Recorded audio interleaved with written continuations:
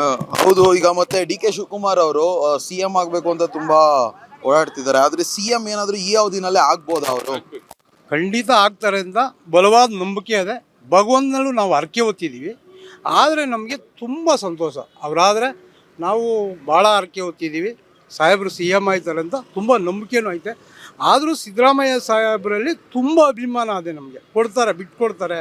ನಮ್ಮ ಸಾಹೇಬ್ರಿಗೂ ಒಂದು 2 ವರ್ಷ ಬಿಟ್ಕೊಡ್ತಾರೆ ಅಂತ ನಾವು ಸಿದ್ದರಾಮಯ್ಯ ಸಾಹೇಬ್ರಲ್ಲೂ ತುಂಬ ನಂಬಿಕೆ ಇಟ್ಕೊಂಡಿದ್ದೀವಿ. ನಮ್ಮ ಸಾಹೇಬರು ಈ ಅವಧಿನಲ್ಲಿ ಆದರೆ ನಮಗೆ ತುಂಬ ಒಳ್ಳೆಯದು. ಆದರೂ ನಾವು ಸಿದ್ದರಾಮಯ್ಯ ಸರ್ಗೂ ಅಭಿನಂದನೆ ಮಾಡ್ತೀವಿ, ನಮ್ಮ ಡಿ ಕೆ ಶಿವಕುಮಾರ್ ಸಾಹೇಬ್ರಿಗೂ ಅಭಿನಂದನೆ ಮಾಡ್ತೀವಿ. ಆದರೂ ನಮ್ಮ ಸೂರಿ ಸಾಹೇಬರು ನಮಗೆ ತುಂಬ ಅತಿ ಹೆಚ್ಚಾಗಿ ತುಂಬ ಕೆಲಸ ಕಾರ್ಯ ಮಾಡವ್ರೆ.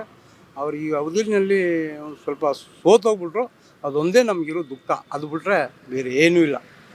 ನಮಗೆ ತುಂಬ ಸೂರಿ ಶಿವಕುಮಾರಲ್ಲಿ ತುಂಬ ಅಭಿಮಾನ ಇದೆ, ತುಂಬ ಆಸಕ್ತಿನೂ ಐತೆ.